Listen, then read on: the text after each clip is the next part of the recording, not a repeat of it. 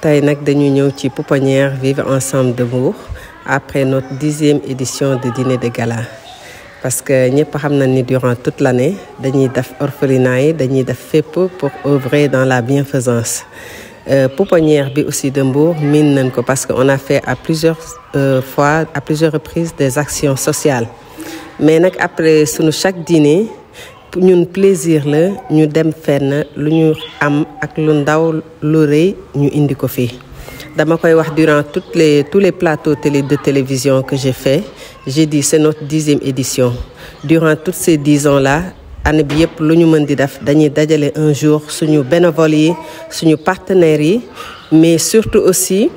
et communiquer wax le bien de la bienfaisance wax lan moo tax ñu war a jàppale que ce soit pouponnières yi que ce soit ñëpp ñu soxla ñëpp parce que xëy na état mënul lépp état mi ngi góorgóorlu ma def une petite parenthèse suñu autorités yi ñëw yëpp je pense que ku mel ni ministre de la famille et des solidarités madame Maïmouna Dièye mu ñëw aussi c'est pour faire la solidarité ñeneen ñu ñëw aussi ñëpp pour loolu la jàppale ci mais état mënul ñëpp même s'ils ont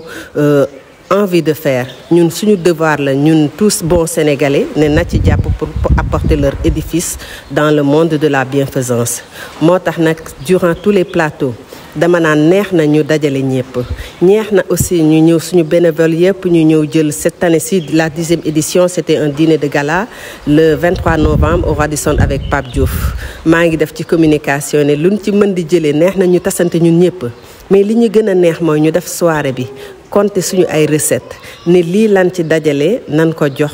pouponnières yi nan ko jox ñi soxla ñëpp dans le social xëy na nag je le précise toujours organiser yombul y a les charges Radisson yombul dara yombul parce que on paye mais dina am toujours loo xam ne même bu dee communication ba benn partenaire bu ñëw comme c'est le cas aujourd'hui parce que durant la soirée on a eu un partenaire qui a bien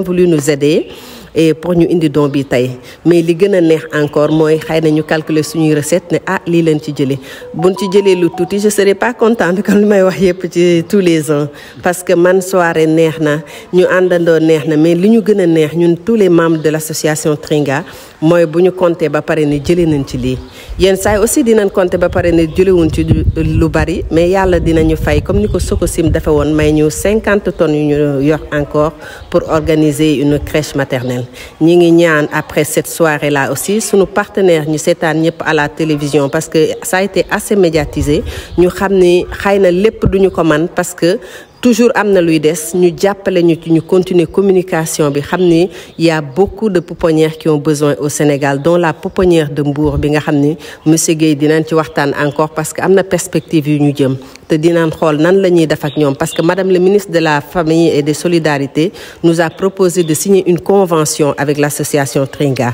et ñun en retour dañuy signer aussi une convention avec la pouponnière de Mbour ñuy rappeler juste un moment bu ngeen ma ko mayee parce que je tiens à remercier toutes les pouponnières du Sénégal parce que il faut préciser que jour soirée bi xëy na avec le direct c'était pas évident de parler d'intervenir mais l'association Tringa avait invité toutes les pouponnières du Sénégal donc il y avait monsieur Guèye qui a représenté la pouponnière de Mbour il y avait madame Diaw de la pouponnière de Kaolack qui a été représentée il y avait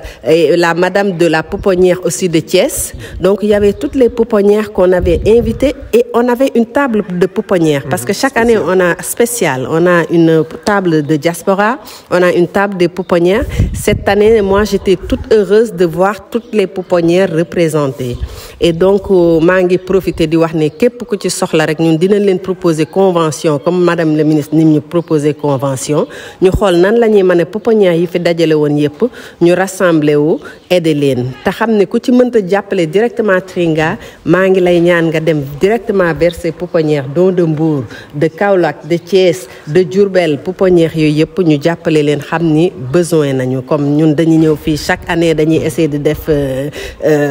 Noël avec les enfants mais Noël ça devrait être toute l'année avec les enfants ndax xale yi lii rek la ñu am donc maa ngi leen di remercier. déplacement yi ñuy def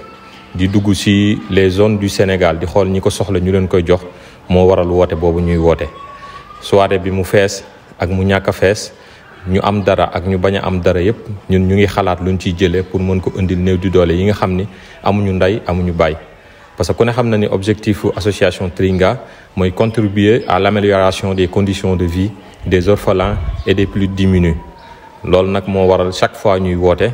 di leen ñaan encore une fois autorités yi yépp ak fu mën di nekk que ça soit au Sénégal que ça soit dans la diaspora ñuy ñëw jàppale association Tringa jàppale la présidente Awa Thiam bi nga xam ni dafa boot ay jeunes ci ginnaawam di waaxu jëmale ci lu dimbali doomu aadama te loolu yaakaar naa ñëpp ñoo ko ci war a fekk si muy maire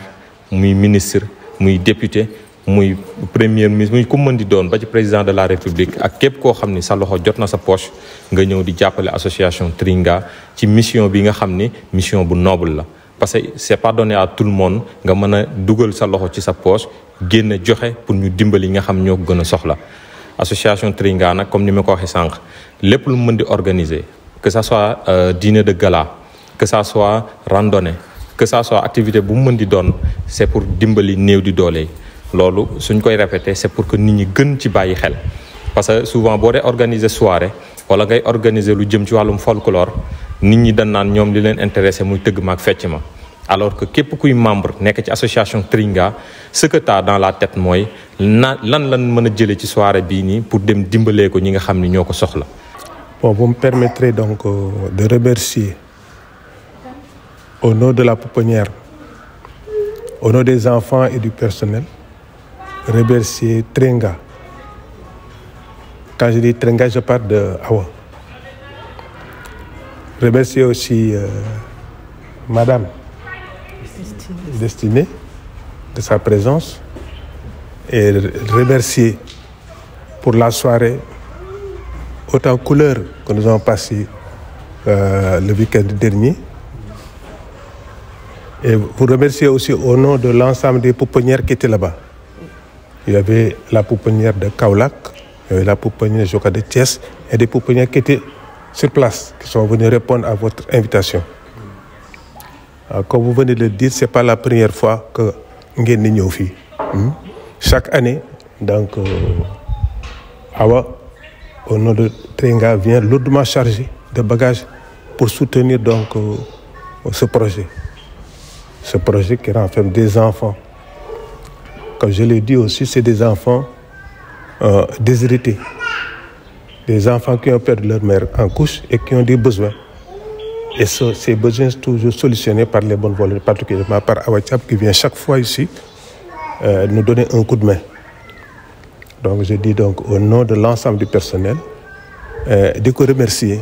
ci turu ñëpp nag parce que la dernière fois j'ai transmis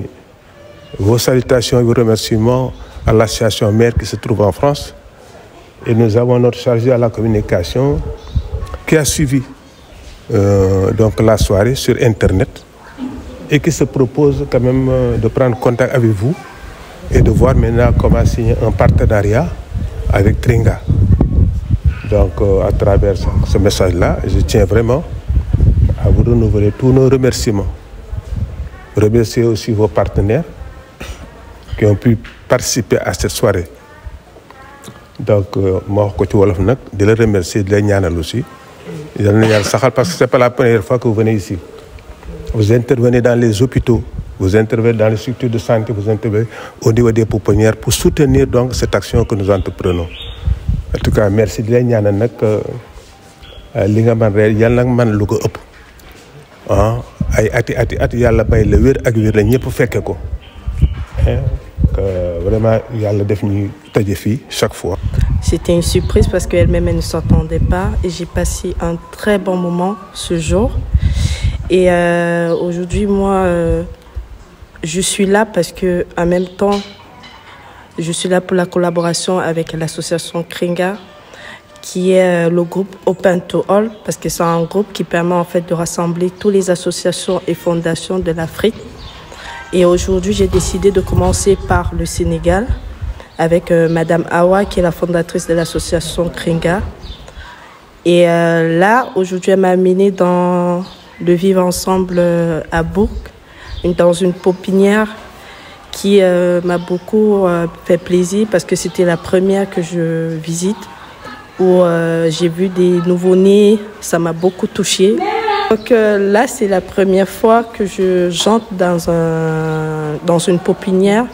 ici à Bou, grâce à Madame Awa. Et ensemble, on essaiera de voir ce qu'on peut faire. Parce qu'aujourd'hui, si on a décidé de collaborer, c'est pour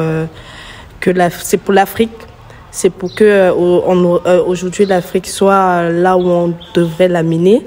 Parce que si on a décidé d'investir dans l'éducation des enfants,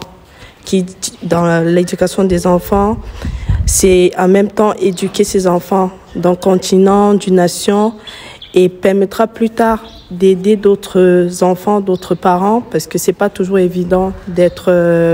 pas accompagné. Mais avec l'association Tringa et le groupe Open Tour, ensemble, on verra ce qu'on peut faire.